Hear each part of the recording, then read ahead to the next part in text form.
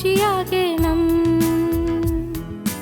എനിക്കായി ക്രൂശിൽ മരിച്ച എൻ്റെ യേശുവിൻ്റെ സാക്ഷിയാകണം.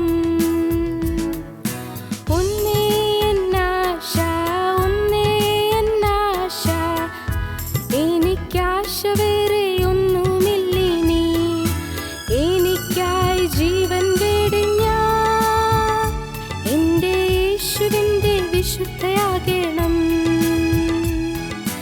എനിക്കായി ജീവൻ വെടിഞ്ഞ എൻ്റെ യേശുവിൻ്റെ വിശുദ്ധയാകണം. ഒന്നേ എന്നാശ, ഒന്നേ എന്നാശ, എനിക്കാശ വേറെ ഒന്നുമില്ലിനി. എനിക്കായി ക്രൂശു വഹിച്ച എൻ്റെ യേശുവിൻ്റെ ശിഷ്യയാകണം. എനിക്കായി ക്രൂശു വഹിച്ച എൻ്റെ യേശുവിൻ്റെ ശിഷ്യയാകണം. ഒന്നേ എന്നാശ, ഒന്നേ എന്നാശ, എനിക്കാശ വേറെ ഒന്നുമില്ലിനി. എനിക്കായി ഉയർത്തു ജീവിക്കും എൻ്റെ യേശുവിൻ്റെ പിൻപേ പോകണം. എനിക്കായി ഉയർത്തു ജീവിക്കും എൻ്റെ യേശുവിൻ്റെ പിൻപേ പോകണം. ഒന്നേ എന്നാശ, ഒന്നേ എന്നാശ, എനിക്കാശ വേറെ ഒന്നുമില്ലിനി. എൻ ജീവിതത്തിൻ വാട്ടം മാറ്റിയ എൻ്റെ യേശുവിനെ സ്തുതിച്ചു തീർക്കണം. എൻ ജീവിതത്തിൻ വാട്ടം മാറ്റിയ എൻ്റെ യേശുവിനെ സ്തുതിച്ചു തീർക്കണം. ഓട്ടം തികയ്ക്കണം, വേളയും തികയ്ക്കണം, വേറെ ആശയൊന്നുമില്ലെനിക്ക്. എൻ്റെ പാപമെല്ലാം കഴുകി മാറ്റിയ എൻ്റെ യേശുവിനെ വാഴ്ത്തിപ്പാടണം. എൻ്റെ പാപമെല്ലാം കഴുകി മാറ്റിയ എൻ്റെ യേശുവിനെ വാഴ്ത്തിപ്പാടണം. അന്ത്യമാം കാഹളം ധ്വനിച്ചിടുമ്പോൾ പറന്നുയർന്ന ശുദ്ധരോടൊത്ത് മധ്യവാനിൽ എത്തി ഞാൻ എൻ്റെ പ്രാണപ്രിയൻ പാദം ചുംബിക്കും. മധ്യവാനിൽ എത്തി ഞാൻ എൻ്റെ പ്രാണപ്രിയൻ പാദം ചുംബിക്കും. ഒന്നേ എന്നാശ, ഒന്നേ എന്നാശ, എനിക്കാശ വേറെ ഒന്നുമില്ലിനി. എനിക്കായി ക്രൂശിൽ മരിച്ച എൻ്റെ യേശുവിൻ്റെ സാക്ഷിയാകണം. എനിക്കായി ക്രൂശിൽ മരിച്ച എൻ്റെ യേശുവിൻ്റെ സാക്ഷിയാകണം. ഞങ്ങളും ക്രൂശിക്കപ്പെട്ട ക്രിസ്തുവിനെ പ്രസംഗിക്കുന്നു. ദൈവത്തിന് സ്തോത്രം. ദൈവതിരുനാമത്തിന് മഹത്വം ഉണ്ടാകട്ടെ. അപ്പോസ്തല പ്രവൃത്തികളുടെ പുസ്തകം 1-ാം അധ്യായം 12-ാം വാക്യം. അവർ യെരൂശലേമിന് സമീപത്ത് ഒരു ശബത്ത് ദിവസത്തെ വഴി ദൂരമുള്ള ഒലീവുമല വിട്ട് യെരൂശലേമിലേക്ക് മടങ്ങിപ്പോന്നു. അവർ അപ്പോസ്തലന്മാർ യെരൂശലേമിന് സമീപത്ത് ഒരു ശബത്ത് ദിവസത്തെ വഴി ദൂരമുള്ള ഒലീവുമല വിട്ട് യെരൂശലേമിലേക്ക് മടങ്ങിപ്പോന്നു. ഒലീവുമലയിൽ യേശുക്രിസ്തു സ്വർഗാരോഹണം ചെയ്തു. ഒലീവുമലയിൽ നിന്നാണ് സ്വർഗാരോഹണം ചെയ്തത്.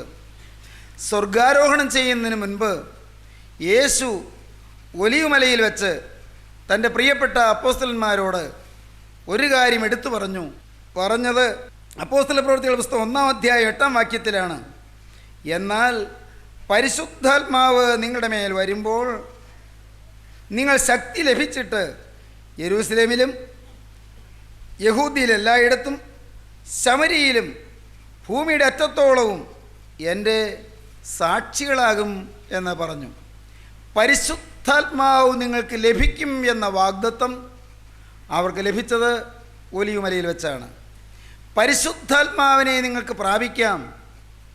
നിങ്ങൾ യെരൂസലേമിൽ നിന്ന് വാങ്ങിപ്പോകാതെ എന്നോട് കേട്ട പിതാവിൻ്റെ വാഗ്ദത്തത്തിനായി കാത്തിരിക്കണം എന്നുള്ള കൽപ്പന തൻ്റെ പ്രിയപ്പെട്ട അപ്പോസ്തലന്മാർക്ക് യേശുക്രിസ്തു കൊടുത്തത് ഒലിവുമലയിൽ വെച്ചാണ്. ഒലിവുമല പാപബോധം നൽകുന്ന മലയാണ്. ഒലിവുമല പ്രാർത്ഥനയുടെ മലയാണ്. ഒലിവുമല കൂട്ടായ്മയുടെ മലയാണ്. ഒലിവുമല പരിശുദ്ധാത്മാവിൻ്റെ വാഗ്ദത്തം പകരുന്ന മലയാണ്. പരിശുദ്ധാത്മാവിൻ്റെ ശക്തിധന്യത ലഭിക്കുമെന്നുള്ള വാഗ്ദത്തം ലഭിക്കുന്ന മലയാണ് ഒലിവുമല. ഒലിവുമലയെക്കുറിച്ച് നാം ചിന്തിച്ചു വരികയായിരുന്നല്ലോ. ഒലിവുമല പരിശുദ്ധാത്മാവിൻ്റെ ശക്തി നമ്മുടെ മേൽ പകരും എന്ന് കർത്താവായ യേശുക്രിസ്തു തൻ്റെ പ്രിയപ്പെട്ട അപ്പോസ്തലന്മാർക്ക് വാഗ്ദത്തം നൽകിയ മലയാണ് ഒലിവുമല. പരിശുദ്ധാത്മാവ് നിങ്ങളുടെ മേൽ വരുമ്പോൾ നിങ്ങൾ ശക്തി ലഭിച്ചിട്ട് ആദ്യം യെരൂസലേമിലും യഹൂദിയിലെല്ലായിടത്തും ശമരിയിലും ഭൂമിയുടെ അറ്റത്തോളവും നിങ്ങളെൻ്റെ സാക്ഷികളാകണം. Thou shalt be my witnesses. നിങ്ങളെൻ്റെ സാക്ഷികളാകും എന്ന് മലയാളത്തിൽ തർജ്ജമ ചെയ്തിരിക്കുന്നത് നിങ്ങളെൻ്റെ സാക്ഷികളാകണം എന്ന് തർജ്ജമ ചെയ്യേണ്ട ഒരു ക്രിയാപദമാണ്. Thou shall be my witnesses. നിങ്ങളെൻ്റെ സാക്ഷികളാകണം. പരിശുദ്ധാത്മാവ് നിങ്ങളുടെ മേൽ വരും. നിങ്ങൾ ശക്തി പ്രാപിക്കും. നിങ്ങൾ ആദ്യം യെരൂസലേമിൽ എൻ്റെ സാക്ഷികളാകും. പിന്നീട് യെരൂസലേം സ്ഥിതി ചെയ്യുന്ന യഹൂദ്യ നാട്ടിൽ നിങ്ങളെൻ്റെ സാക്ഷികളാകും. പിന്നീട് അയൽവക്കദേശമായ ശമരിയിൽ നിങ്ങളെൻ്റെ സാക്ഷികളാകും. പിന്നീട് ഭൂമിയുടെ അറ്റത്തോളവും നിങ്ങളെൻ്റെ സാക്ഷികളാകും. ഒരു ബിന്ദുവിൽ തുടങ്ങി ആ ഒരു പോയിന്റിൽ നിന്ന് വ്യാപിച്ചു. അത് വെള്ളത്തിൽ, കിണറിലെ വെള്ളത്തിൽ ഒരു കല്ലെടുത്തിട്ടാൽ ചിറ്റോളങ്ങളായി അത് പരിധികളിലേക്ക് വ്യാപിക്കുന്നത് പോലെ ക്രിസ്തുവിൻ്റെ ശക്തി ലഭിച്ചു കഴിയുമ്പോൾ സാക്ഷികളാകുന്നത് ആദ്യം യെരൂസലേമിൽ, പിന്നെ യെരൂസലേം സ്ഥിതി ചെയ്യുന്ന യഹൂദ്യ നാട്ടിൽ, പിന്നീട് അതിൻ്റെ അയൽവക്കദേശമായ ശമരിയിൽ, പിന്നീട് അങ്ങ് അതിരുകളോളം ഭൂമിയുടെ അറ്റത്തോളം നിങ്ങളെൻ്റെ സാക്ഷികളാകും. പരിശുദ്ധാത്മാവ് ലഭിക്കുമെന്നുള്ള വാഗ്ദത്തം. പ്രിയപ്പെട്ടവരെ, സാക്ഷികളാകണമോ? പരിശുദ്ധാത്മാവ് വരണം. പരിശുദ്ധാത്മാവില്ലാതെ ആത്മാവിൻ്റെ സാക്ഷ്യം വരികയില്ല. സാക്ഷ്യം പറഞ്ഞാൽ പോരാ, സാക്ഷികളാകണം. സാക്ഷികളാകുക എന്ന് പറഞ്ഞാൽ സാക്ഷ്യത്തോടെ ജീവിക്കുക എന്നാണ് അർത്ഥം. സാക്ഷികളായി ജീവിക്കുക എന്നാണ് അർത്ഥം. പ്രിയപ്പെട്ടവരെ, ജീവിതത്തിൽ സാക്ഷ്യമില്ലെങ്കിൽ പറയുന്ന വാക്കുകളിൽ സാക്ഷ്യത്തിന് പ്രസക്തിയില്ല, സാക്ഷ്യത്തിന് ശക്തിയില്ല, സാക്ഷ്യത്തിന് ജീവനില്ല. ജീവിതത്തിലാണ് സാക്ഷ്യം. എൻ്റെ സ്വന്തം ജീവിതത്തിൽ, എൻ്റെ പ്രായോഗിക ജീവിതത്തിൽ, ഞാൻ ജീവിക്കുന്ന ചുറ്റുപാടിൽ, എൻ്റെ കൊച്ചു ഭവനത്തിൽ, എൻ്റെ ചെറിയ ചുറ്റുപാടിൽ ഞാൻ ക്രിസ്തുവിനെ വഹിക്കുന്ന, ക്രിസ്തുവിനെ അനുഭവിക്കുന്ന, ക്രിസ്തുവിൻ്റെ സ്വഭാവത്തോടെ ജീവിക്കുന്ന ഒരു വ്യക്തിയാകുന്നില്ലെങ്കിൽ ഞാൻ പറയുന്ന സാക്ഷ്യത്തിന് യാതൊരു വിലയുമില്ല. പ്രിയപ്പെട്ടവരെ, ഹൃദയത്തിൽ, ജീവിതത്തിൽ ക്രിസ്തു വരിക, ക്രിസ്തു നമ്മുടെ ജീവിതത്തിന് സാക്ഷ്യമായി മാറുക. ആ സാക്ഷ്യമാണ് നമ്മുടെ ജീവിതത്തിൻ്റെ അനുഭവങ്ങളിൽ, പ്രായോഗിക തലത്തിൽ നാം അനുഭവിക്കുന്ന സാക്ഷ്യമാണ് നമ്മുടെ നാവിലെ വാക്കുകളിൽ പ്രസരിക്കുന്ന സാക്ഷ്യം, വാക്കുകളിൽ പ്രഖ്യാപിക്കപ്പെടുന്ന സാക്ഷ്യം. പരിശുദ്ധാത്മാവ് ലഭിക്കുന്നു. ഒലിവുമലയിലാണ് ആ വാഗ്ദാനം കിട്ടിയത്. മാത്രമല്ല, ആ വാഗ്ദാനത്തോട് ചേർന്ന് കർത്താവ് ഒന്നുകൂടി അവരോട് പറഞ്ഞു. മത്തായിയുടെ സുവിശേഷം 28-ാം അധ്യായത്തിൻ്റെ 16-ാം വാക്യം മുതൽ നമുക്ക് വായിച്ച് കേൾക്കാം. എന്നാൽ 11 ശിഷ്യന്മാർ ഗലീലയിലെ യേശു അവരോട് കൽപ്പിച്ചിരുന്ന മലയ്ക്ക് പോയി. ഒലിവുമലയാണ്. യേശു അവരോട് കൽപ്പിച്ചിരുന്ന മലയ്ക്ക് പോയി. ഒലിവുമലയ്ക്ക് 11 ശിഷ്യന്മാർ പോയി. അവനെ കണ്ടപ്പോൾ അവർ നമസ്കരിച്ചു. ചിലരോ സംശയിച്ചു. യേശു അടുത്തു ചെന്നു, സ്വർഗത്തിലും ഭൂമിയിലും സകല അധികാരവും എനിക്ക് നൽകപ്പെട്ടിരിക്കുന്നു. ആകയാൽ നിങ്ങൾ പുറപ്പെട്ട് പിതാവിൻ്റെയും പുത്രൻ്റെയും പരിശുദ്ധാത്മാവിൻ്റെയും നാമത്തിൽ സ്നാനം കഴിപ്പിച്ചും ഞാൻ നിങ്ങളോട് കൽപ്പിച്ചതൊക്കെയും പ്രമാണിപ്പാൻ തക്കവണ്ണം ഉപദേശിച്ചും കൊണ്ട് സകല ജാതികളെയും എൻ്റെ ശിഷ്യരാക്കിക്കൊള്ളുവീൻ. ഞാനോ ലോകാവസാനത്തോളം നിങ്ങളോടുകൂടെയുണ്ട് എന്ന് അരുളി ചെയ്തു. നിങ്ങൾ സകല ജാതികളെയും ശിഷ്യരാക്കിക്കൊള്ളുവീൻ. സുവിശേഷ വേലയുടെ ആഹ്വാനം അത് ഒലിവുമലയിലാണ് ലഭിക്കുന്നത്. പരിശുദ്ധാത്മാവിന് ലഭിക്കുമെന്നുള്ളതായ വാഗ്ദത്തം ഒലിവുമലയിലാണ് ലഭിക്കുന്നത്. തീർന്നില്ല. ഞാനോ ലോകാവസാനത്തോളം നിങ്ങളോടുകൂടെ ഉണ്ട് എന്ന് യേശുക്രിസ്തു അവർക്ക് വാഗ്ദാനം നൽകുന്നതും ഒലിവുമലയിലാണ്. ഒലിവുമല, പ്രിയപ്പെട്ടവരെ, നമുക്ക് ലഭിക്കാവുന്ന ഏറ്റവും വലിയ വാഗ്ദത്തം ഞാൻ എല്ലാ കാലത്തും നിങ്ങളോട് കൂടെയുണ്ട് എന്നാണ്. ആ ഒരു വാക്യം മാത്രം വെച്ചുകൊണ്ട് കർത്താവിൻ്റെ കൂടെയുണ്ട് എന്ന് നാം ധരിച്ചു പോകരുത്. ആ ഒരൊറ്റ വാക്യം, ഞാനോ ലോകാവസാനത്തോളം എല്ലാ നാളും നിങ്ങളോട് കൂടെയുണ്ട്, ആ വാക്യം വെച്ചുകൊണ്ട് കർത്താവ് എൻ്റെ കൂടെയുണ്ട് എന്ന് മിഥ്യയായി നാം ചിന്തിച്ചു പോകരുത്. കാരണം അവിടെ ഒരു വ്യവസ്ഥ പറയുകയാണ്. എന്താണ് പറഞ്ഞത്? സ്വർഗത്തിലും ഭൂമിയിലും സകല അധികാരവും എനിക്ക് നൽകപ്പെട്ടിരിക്കുന്നു. ആകയാൽ നിങ്ങൾ പുറപ്പെട്ട് പിതാവിൻ്റെയും പുത്രൻ്റെയും പരിശുദ്ധാത്മാവിൻ്റെയും നാമത്തിൽ സ്നാനം കഴിപ്പിച്ചും ഞാൻ നിങ്ങളോട് കൽപ്പിച്ചതൊക്കെയും പ്രമാണിപ്പാൻ തക്കവണ്ണം ഉപദേശിച്ചും കൊണ്ട് സകല ജാതികളെയും ശിഷ്യരാക്കിക്കൊള്ളുവീൻ. ഞാൻ ലോകാവസാനത്തോളം എല്ലാ നാൾ നിങ്ങളോട് കൂടെയുണ്ട്. ഞാൻ നിങ്ങളോട് കൽപ്പിച്ചതൊക്കെയും നിങ്ങൾ പ്രമാണിച്ചാൽ ഞാൻ നിങ്ങളോട് കൂടെയുണ്ട്. വ്യക്തമാണത്.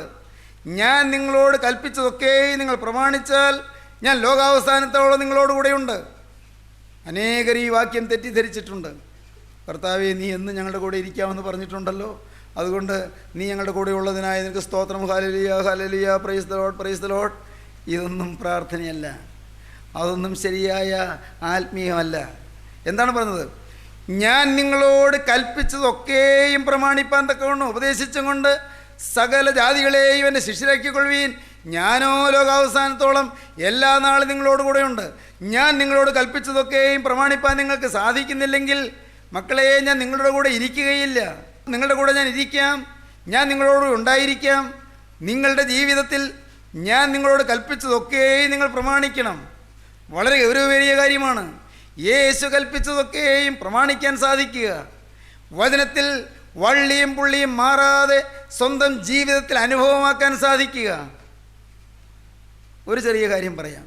നിങ്ങളുടെ വാക്ക് ഉവ്വ് ഉവ്വ് എന്നും ഇല്ല ഇല്ല എന്നുമായിരിക്കട്ടെ. ഇതിലധികമായത് ദുഷ്ടനിൽ നിന്ന് വരുന്നു. ഒന്ന് ചിന്തിക്കൂ. നിങ്ങളുടെ നാവിൽ കൂടി ദുഷ്ടനിൽ നിന്ന്, പിശാചിൽ നിന്ന് വരുന്നത് എന്തെല്ലാം ഉണ്ട്? ഉവ്വ് ഉവ്വ് എന്നും ഇല്ല ഇല്ല എന്നുമായിരിക്കട്ടെ. ഇതിലധികമായത് ഒരല്പം പൊടുപ്പും തൊങ്കലും വെച്ച് പറയുന്നത്, അത് ദുഷ്ടനിൽ നിന്ന് വരുന്നതാണ്. ഒരു ചെറിയ നുണ പറയുന്നത്, അർത്ഥസത്യം പറയുന്നത്, പകുതി നേരും പകുതി നുണയുമായി പറയുന്നത്, അത് പിശാചിൽ നിന്ന് വരുന്നതാണ്. നിങ്ങളുടെ വാക്കെപ്പോഴും ഉവ്വ് ഉവ്വ് എന്നും ഇല്ല ഇല്ല എന്നുമായിരിക്കട്ടെ. ഇതിലധികമായത് ദുഷ്ടനിൽ നിന്ന് വരുന്നു. ദൈവത്തിൻ്റെ വലിയ നാമം മഹത്വപ്പെടട്ടെ. ഒരു വിശുദ്ധനായ ദൈവവൈതൽ ഒരിക്കൽ പ്രസംഗത്തിൽ പറഞ്ഞത് എനിക്ക് ഓർമ്മയുണ്ട്. അതെന്നെ ചിന്തിപ്പിച്ചു വന്ന്. ഞാൻ മാനസാന്തരപ്പെട്ട ആദ്യകാലത്ത് കേട്ടൊരു പ്രസംഗമാണ്. ആ പ്രസംഗത്തിൽ അദ്ദേഹം പറഞ്ഞു, ഞാൻ ഒരിക്കലും ഞാൻ പോകാൻ പാടില്ലാത്ത ഒരു വഴിക്ക് കൂടി ഞാൻ പോയി. അവിടെ വേറെ ദുരുദ്ദേശം എനിക്കില്ല, എങ്കിലും മറ്റുള്ളവരത് അറിഞ്ഞാൽ അതിലൊരു പോരായ്മയുണ്ട്. അങ്ങനത്തെ ഒരു വഴിക്ക് കൂടി ഞാൻ പോയിട്ട് പോരുമ്പോൾ പോസ്റ്റ് ഓഫീസിൽ കയറി ഒരു പോസ്റ്റ് കാർഡ് വാങ്ങുകയും ചെയ്തു. ഞാൻ വന്ന് നടന്ന് അങ്ങനെ പോരുമ്പോൾ കൂട്ടായ്മയുള്ളൊരു ദൈവവൈതലിനെ കണ്ടു. എന്നോട് സാർ എങ്ങോട്ടാണ് പോയത്? ഉടനെ ഞാൻ ഇന്നടത്താണ് പോയതെന്ന് പറഞ്ഞില്ല. ഞാൻ പോയത് ഒരിക്കലും സാധാരണ രീതിയിൽ മറ്റുള്ളവർ കേട്ടാൽ ഒരു സാക്ഷ്യമില്ലാത്ത ഒരാളുടെ വീട്ടിലാണ് പോയത്. അത് ആൾ അറിയണ്ടായെന്ന് ഞാൻ വിചാരിച്ചു. ഞാനൊരു കാര്യം ചെയ്തു, നുണ പറയാൻ പാടില്ലല്ലോ, അതുകൊണ്ട് ഞാൻ ഈ കാർഡ് ഉയർത്തി കാണിച്ചു. അപ്പോൾ ആ ആൾക്ക് മനസ്സിലാകും ഞാൻ നുണ പറഞ്ഞില്ല. ഞാൻ പോസ്റ്റ് ഓഫീസിൽ നിന്ന് കാർഡ് വാങ്ങാൻ പോയി എന്ന് ധരിച്ചോളും, കുഴപ്പമില്ല, ഉപദ്രവമില്ലല്ലോ. ആ ആളുടെ വീട്ടിൽ ഇത്തിരി മോശമായ സ്വഭാവമുള്ള ഒരു ആ സ്ത്രീയുടെ വീട്ടിലാണ് പോയത്. അവിടെ വേറെ ദുരുദ്ദേശത്തിൽ നിന്ന് പോയതല്ല.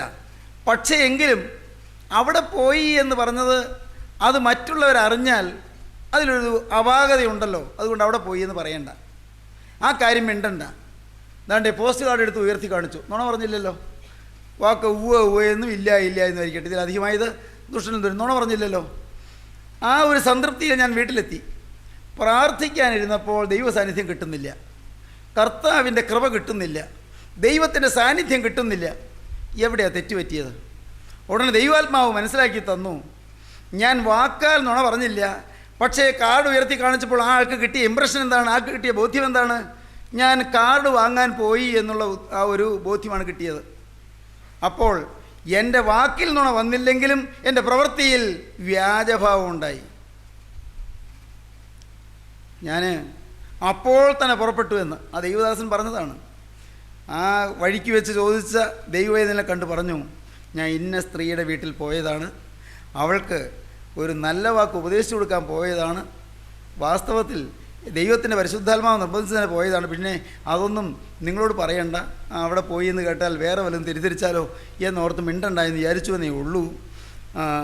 അതുകൊണ്ടാണ് ഞാൻ കാർഡ് ഉയർത്തി കാണിച്ചത്. പക്ഷേ അതിൽ വ്യാജഭാവം വന്നുപോയി, എനിക്ക് തെറ്റുപറ്റിപ്പോയി. കർത്താവിൻ്റെ സാന്നിധ്യം കിട്ടാവുന്നപ്പോഴാണ് മനസ്സിലായത് തെറ്റുപറ്റിയെന്ന്.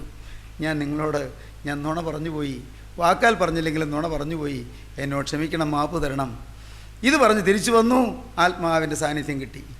പ്രിയപ്പെട്ടവരെ, അദ്ദേഹം പറഞ്ഞ ആ സാക്ഷ്യം എന്നെ നല്ലതുപോലെ ചിന്തിപ്പിച്ചു. വിശുദ്ധനായ ദൈവദാസൻ പറഞ്ഞ സാക്ഷ്യം എൻ്റെ ഹൃദയത്തിൽ പുളകം കൊള്ളിച്ചു, എന്നെ ചില തീരുമാനങ്ങളിലേക്ക് നയിക്കുന്നതിന് കാരണമായി തീർന്നു. ഞാൻ നിങ്ങളോട് പറയട്ടെ, നിങ്ങളുടെ ഭാവത്തിൽ പോലും വ്യാജം വരരുത്, വ്യാജത്തിൻ്റെ കണിക വരരുത്. ഞാൻ നിങ്ങളോട് കൽപ്പിച്ചതൊക്കെയും പ്രമാണിപ്പാൻ തക്കവണ്ണം ഉപദേശിച്ചും കൊണ്ട് സകല ജാതികളെയും എന്നെ ശിഷ്യരാക്കിക്കൊള്ളുവീൻ. എപ്പോഴും ഓർത്തുകൊള്ളൂ, യേശുക്രിസ്തു കൽപ്പിച്ചതൊക്കെയും പ്രമാണിച്ചേ പറ്റൂ, ഇല്ലെങ്കിൽ ആത്മീയ ജീവിതം നയിക്കാൻ സാധിക്കുകയില്ല. പുറമേ ഭക്തിമാർഗം അവലംബിക്കാം, പുറമേ ഭക്തി അഭിനയിക്കാം, പുറമേ കൗടഭക്തി കാണിക്കാം, പുറമേ മനുഷ്യരുടെ മുമ്പിൽ ഭക്തനായിട്ട് അഭിനയിക്കാം, മറ്റുള്ളവരുടെ മുമ്പിൽ നല്ലവനാണെന്ന് ചമഞ്ഞു നടക്കാം, മറ്റുള്ളവരുടെ മുമ്പിൽ സുവിശേഷകനാണെന്ന് ഒരു മേനിപ്പകിട്ടോടെ നടക്കാം.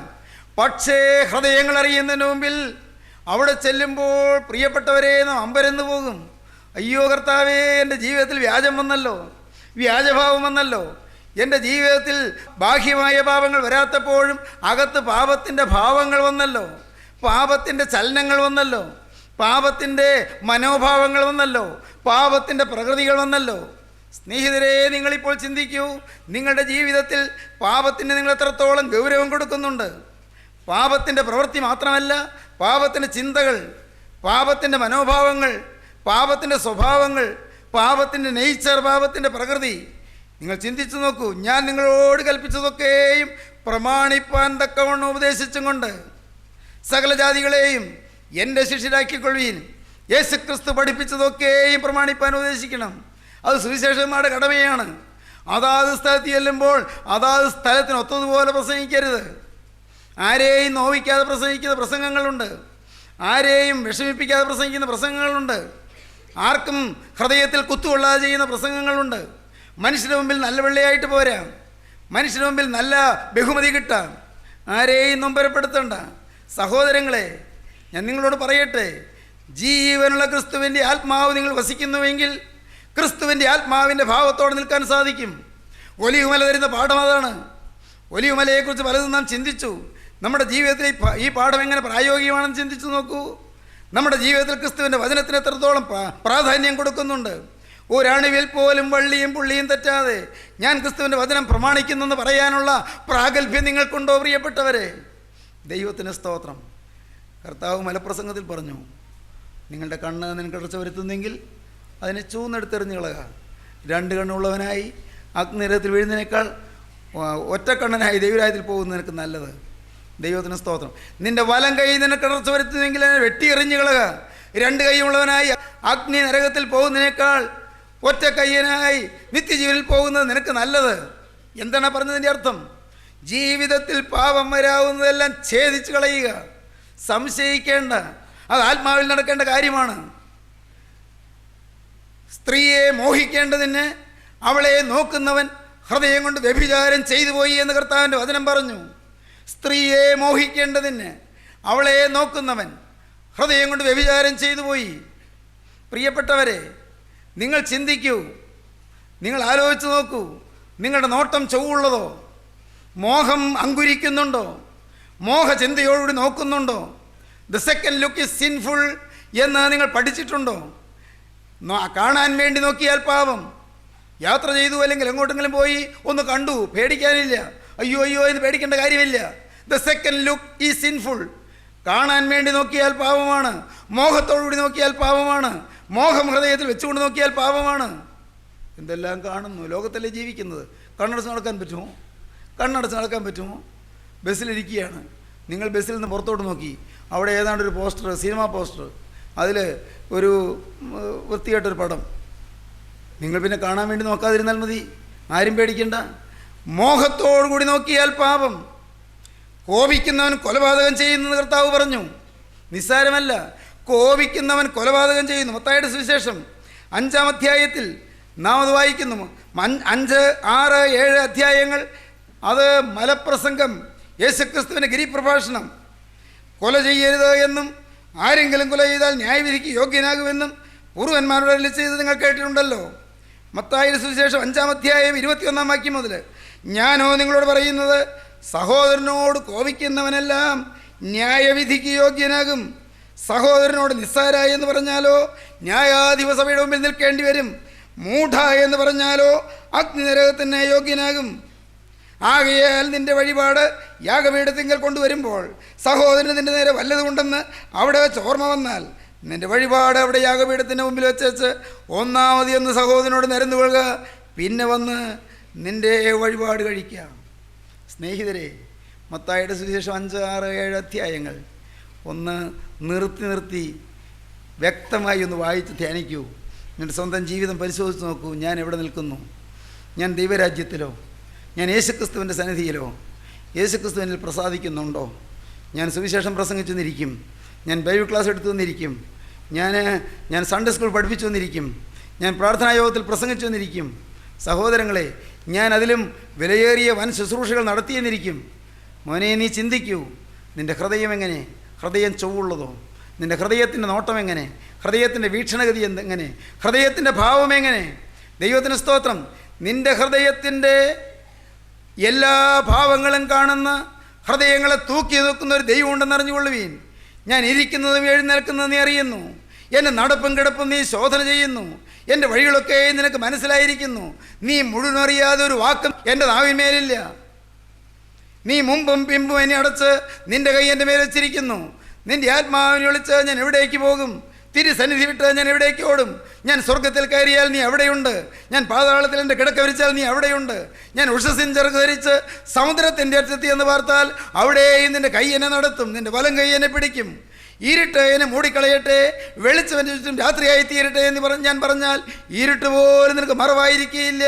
രാത്രി പകൽ പോലെ പ്രകാശിക്കും, ഇരുട്ടും വെളിച്ചവും നിനക്ക് ഒരുപോലെ തന്നെ എന്ന് 139-ാം സങ്കീർത്തനം ആദ്യത്തെ 10 വാക്യങ്ങളിൽ നാം വായിക്കുന്നു. യഹോവേ, നീ എന്നെ ശോധന ചെയ്തറിഞ്ഞിരിക്കുന്നു. ഞാൻ ഇരിക്കുന്നതും എഴുന്നേൽക്കുന്നതും നീ അറിയുന്നു. യഹോവയായ ദൈവം ഹൃദയങ്ങളെയും അന്തരിന്ദ്രിയങ്ങളെയും ശോധന ചെയ്യുന്നു. ദൈവപൈതലേ, ഒന്ന് ചിന്തിക്കൂ.